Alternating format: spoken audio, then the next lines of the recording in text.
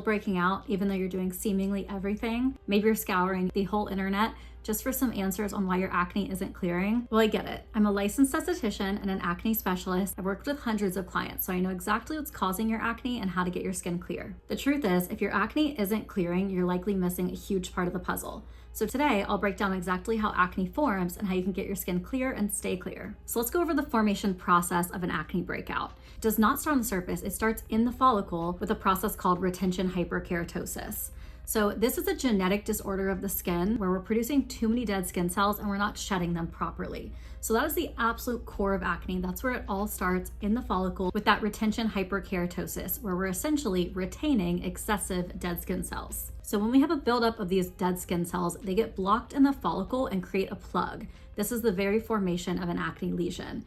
Then we have other factors that are playing into what causes a breakout. So sebum, or your oil production, is one factor, and then bacteria is the other. So when we have this follicle that's already filled with excessive dead skin cells, we have sebum that can enter into the follicle and cause issues and a stickier plug. So sebum is our oil production, and that can be up and down depending on hormonal fluctuations.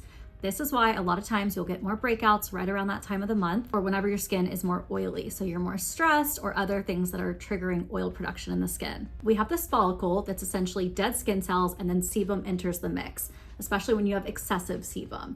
This causes the perfect environment for a sticky plug that really blocks that follicle. So leveling out the sebum production or lowering the sebum production with medications like spironolactone, birth control, and even permanent reduction with medications like Accutane can work for some people, but it's not a complete answer for everyone because it's only addressing part of the problem. So if you're on one of these medications that's lowering your oil production, you may have clearer skin, but you're not completely breakout free. You still have texture issues or other concerns with your skin, and it's just not looking exactly how you want it or as healthy or glowy as you'd like to look. So now that we've got this clogged follicle with excessive dead skin cells and sebum that's creating this oily, sticky plug, perfect environment for the C. acnes bacteria to thrive because it's anaerobic bacteria. Everyone in the world has C. acnes bacteria. So I don't want you to think that you're dirty for having, more bacteria on your skin. That's not the case. You just have this perfect sticky plug for that bacteria to really thrive. So when that bacteria gets into the mix, we then have inflammation and redness. That's where we get those whiteheads that are very pus filled. It's because that bacteria has a perfect little home now. Also, sometimes the first route medication wise for acne is an antibiotic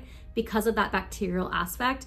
But that is very much not a long-term solution. It may help in the short term with that excessive bacteria that's getting trapped, but you're not going to stay clear forever by only addressing the bacteria in the short term because we still have that perfect environment for future breakouts. So if you ever tried antibiotics topically like clindamycin or orally, doxycycline, anything like that, that's why it may have worked for a short time, but it didn't keep your skin clear long-term afterwards. So here's where most treatment options go wrong. They're only addressing one part of the process and not the entire formation process as a whole. So we want to address all parts of the acne formation process with special emphasis on preventing the plug in the first place. If we don't address all parts, it's a losing game. That's why a lot of these medications need to be really strong. Think something like Accutane if you're only addressing one part of the problem. I'm not an Accutane hater by any means, but it is a strong medication that has some serious side effects. So you really want to consider if that's going to be the best route for you. For most people, we can really get clear and stay clear with treatments and lifestyle and skincare routine. So clearing acne is not about one miracle product.